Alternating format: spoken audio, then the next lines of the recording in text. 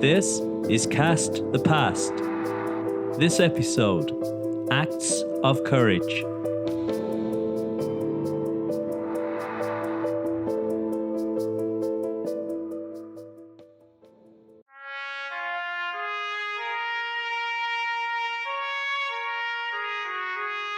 At the end of the First World War, Northenden is typical of most towns and villages across Great Britain, as people's elation at victory and peace soon turned to sober reflection at the heavy price paid in blood and coin.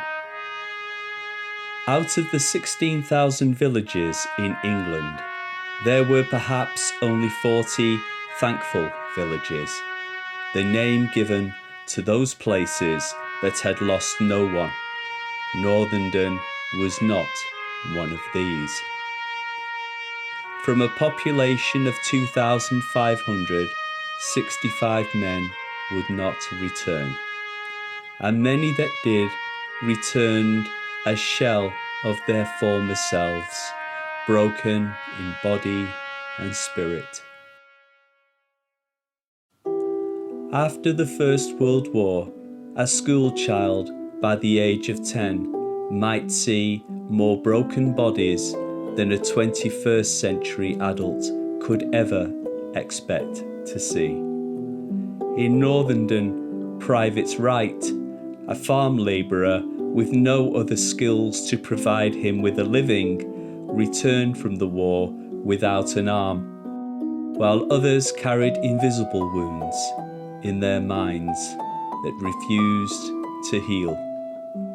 And despite the armistice of November 1918, the irony and personal tragedies did not end.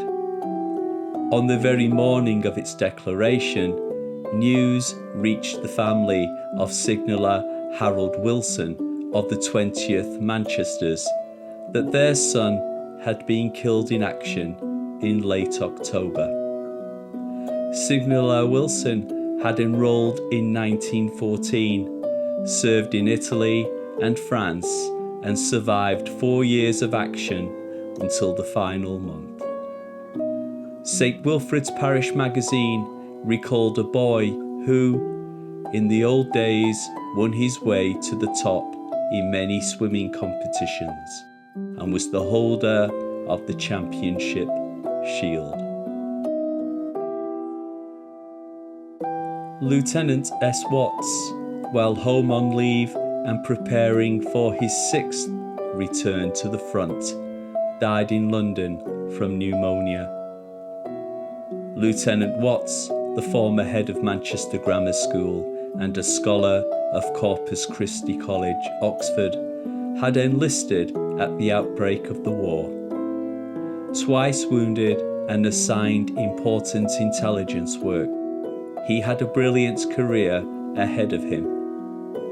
He died aged 25, leaving behind 2 grieving sisters.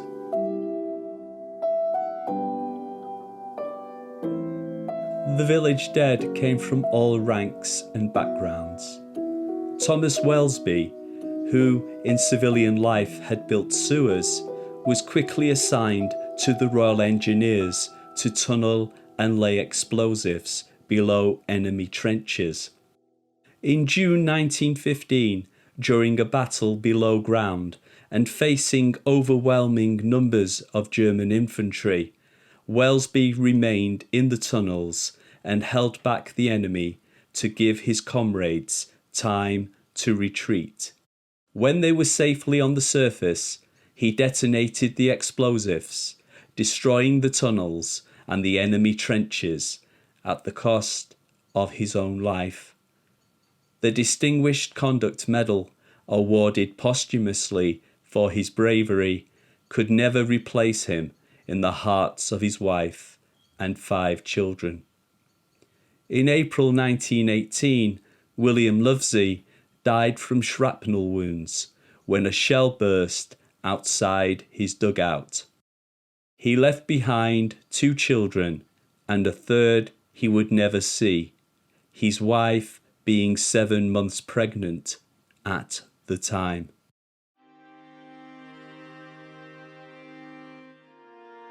Winifred Garner, a 9-year-old Northenden resident, was trying to come to terms with the scale of the loss. Familiar faces who should still be there were no more. She was thankful that her father and uncle had survived the war, but the family would have to wait a further 8 months after the war's end before they would be reunited. As she walked around the village, she sensed the old way of life had changed forever. One noticeable change was the large number of women Winifred had seen carrying out work traditionally done by men. Women tram conductors, factory workers, and farm labourers, and those wearing military-style uniforms were a departure from the past. And although at the war's end arrangements returned largely to before, women had their first taste of financial independence and had proved to themselves and the other sex that given a chance they could work as skillfully and as thoroughly as men. Winifred noted the change in many of the men who returned. Former cheerful, outward-going men were now distant shadows, crossing the street rather than have to make conversation, while once mild-mannered, quiet men now haunted the village's pubs, drinking heavily, becoming unruly, and earning themselves a night in the police cells.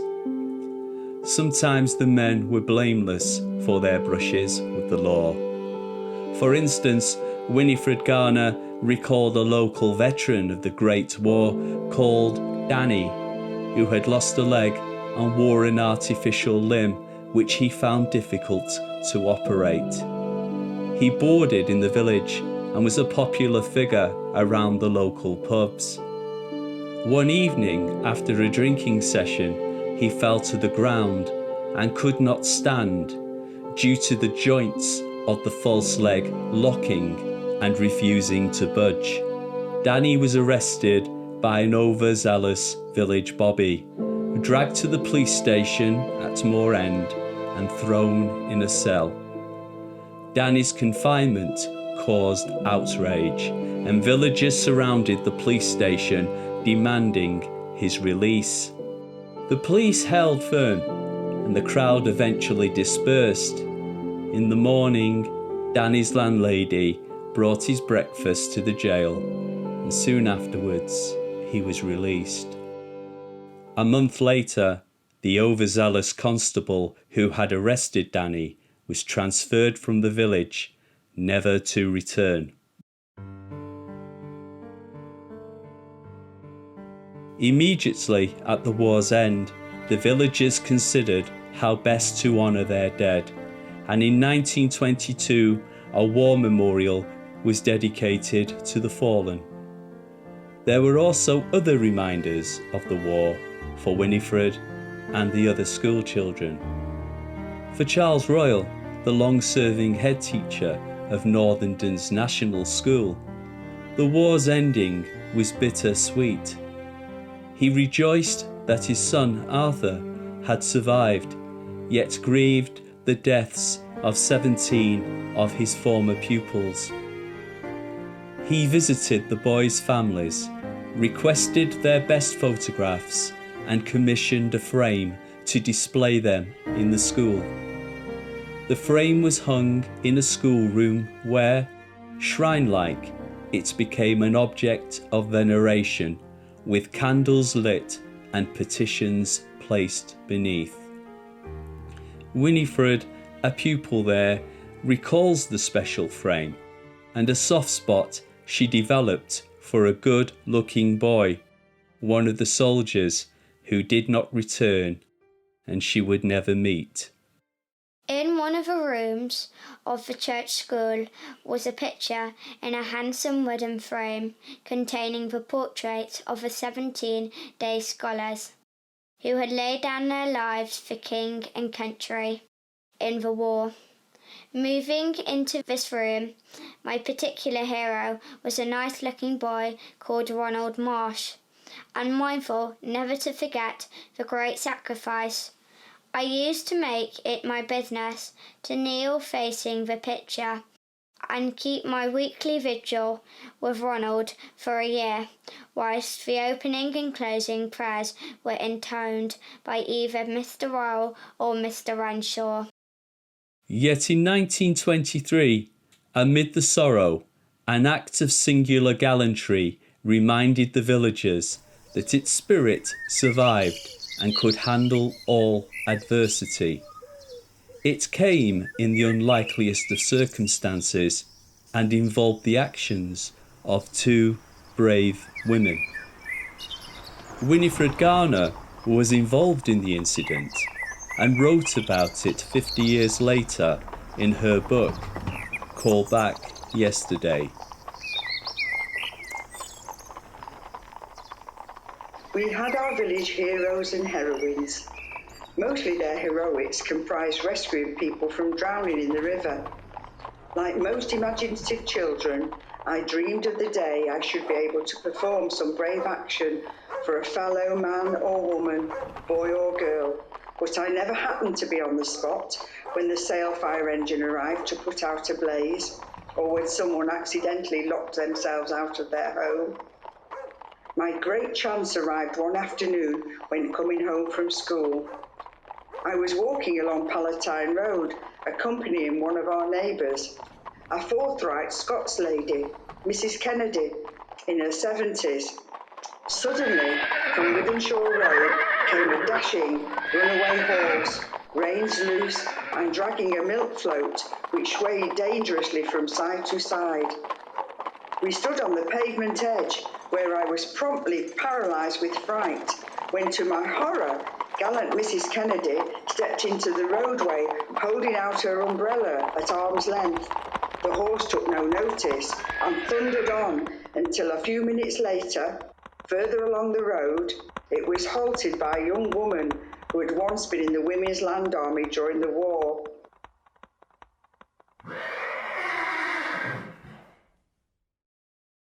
The young woman was Lillian Aldcroft. In an act of singular courage, she stepped into the road to face down the charging horse. It seemed certain that the galloping beast would crush her under its hooves, but suddenly, unexpectedly, she raised her arms and spread them in the air like the branches of a tree.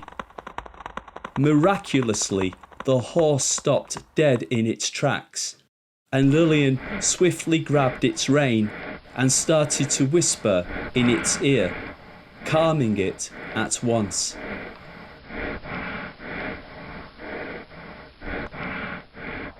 The reason for her bold action became plain.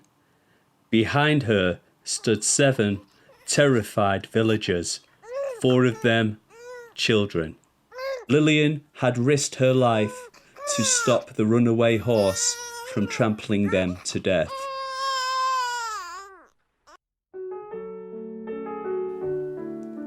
Lillian had learnt her skill of calming distraught horses from her work on farms and stables during the war. Born in 1899 into humble dwellings at Backchurch Road, Northenden, she lived with her parents, Charles and Martha, and her brother, Albert. In 1915, Albert was killed in the war, and desperate to honour his memory and to play her part, Lillian, as soon as her age allowed, joined the Women's Land Army.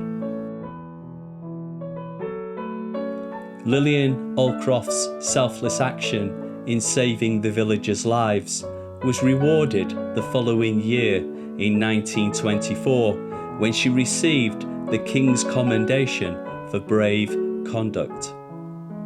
And what later happened to this remarkable woman? From electoral rolls in 1931, she was still living in Northenden with her mother in new social housing off Yew Tree Lane. And after that, like all superheroes, she disappears as quickly as she appeared. But thanks to Winifred Garner, her gallantry will never be forgotten.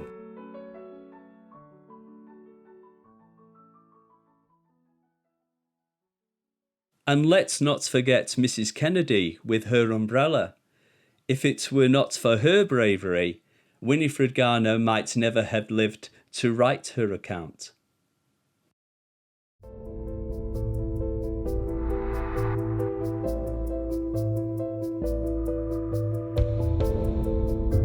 You have been listening to Acts of Courage, a Cast the Past production. Additional voices, Eileen Jackson and Bethany Evans. I'm Stephen Evans. Thanks for listening.